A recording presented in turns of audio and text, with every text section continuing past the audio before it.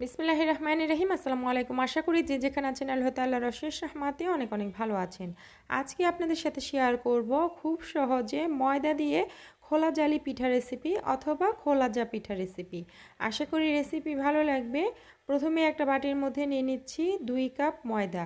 এখানে চাইলে ময়দার পরিবর্তে আটা নিতে পারেন অথবা চালের গুঁড়া নিতে পারেন। এরপর 1 টেবিল চামচ চিনি দিয়ে দিয়েছি, দিয়ে দিলাম স্বাদ মতো লবণ। এখন একটি ডিম দিয়ে দিচ্ছি। ডিমটা চাইলে স্কিপ করতে পারেন, কোনো সমস্যা নেই। এখন এর মধ্যে পানি দিয়ে দিচ্ছি। আমি 2 কাপ পানি দিয়ে দিব প্রথমে। তো এখানে পানির পরিবর্তে দুধ দিয়ে এই ব্যাটারটা তৈরি করতে পারেন, সেক্ষেত্রে স্বাদটা আরও বেশি ভালো আসবে। তো এখন আমি এটাকে খুব ভালোভাবে একটু মিশিয়ে নিচ্ছি। মিশিয়ে নেওয়ার পরে প্রয়োজনে আরও একটু পানি এইখানে অ্যাড করা যাবে। তো এটা অনেকটা ঘন আছে ব্যাটারটা, এখানে আমি আরও হাফ কাপ পরিমাণে পানি দিয়ে দিয়েছি, দিয়ে এটাকে মিশিয়ে নিচ্ছি। তো এখানে আমার 2 কাপ আরও হাফ কাপ পানি লেগেছে, আপনাদের পানিটা একটু কম বেশি লাগতে পারে। তো এই ব্যাটারটা কিন্তু খুব বেশি পাতলা বা খুব বেশি ঘন হবে না। এর ঘনত্বটা কেমন হয়েছে সেটা আপনাদের দেখিয়ে দিচ্ছি। একটা চামচ দিয়ে এটাকে নিয়ে নিলে এইভাবে করে একদম পাতলা একটা প্রলেপ পড়ে থাকবে। তো এটা একদম ঠিকঠাক আছে। এখন আমি 10 মিনিটের জন্য ঢেকে রেখে দিচ্ছি। 10 মিনিট পর এখানে আমি 1 টেবিল চামচ বেকিং পাউডার দিয়ে দিয়েছি, দিয়ে এটাকে খুব ভালো করে মিশিয়ে নিতে হবে, যাতে করে এটা কোনোভাবেই দলা পাকিয়ে না থাকে।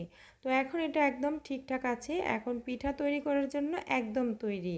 এখন আমি চুলায় চলে যাচ্ছি পিঠাগুলো তৈরি করার জন্য। চুলায় একটা প্যান আগে থেকে গরম করে নিয়েছি, এখানে সামান্য একটু তেল দিয়ে একটা টিস্যু পেপার দিয়ে মুছে নিয়েছি। এটা শুধু প্রথমবারের জন্যই করতে হবে।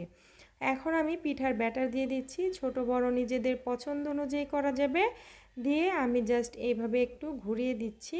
তো ঘুরিয়ে দিলে এটা একটু পাতলা হয়ে ছড়িয়ে যাবে। তো কয়েক সেকেন্ড অপেক্ষা করতে হবে, 1 মিনিটের মতো বা কয়েক সেকেন্ড অপেক্ষা করলেই উপরটা শুকিয়ে যাবে। আর এটার পেছনটা কেমন হয়েছে সেটাও দেখিয়ে দিচ্ছি। তো এটা আমার তৈরি হয়ে গেছে, নামিয়ে নিচ্ছি আর একইভাবে সবগুলো তৈরি করে নেব।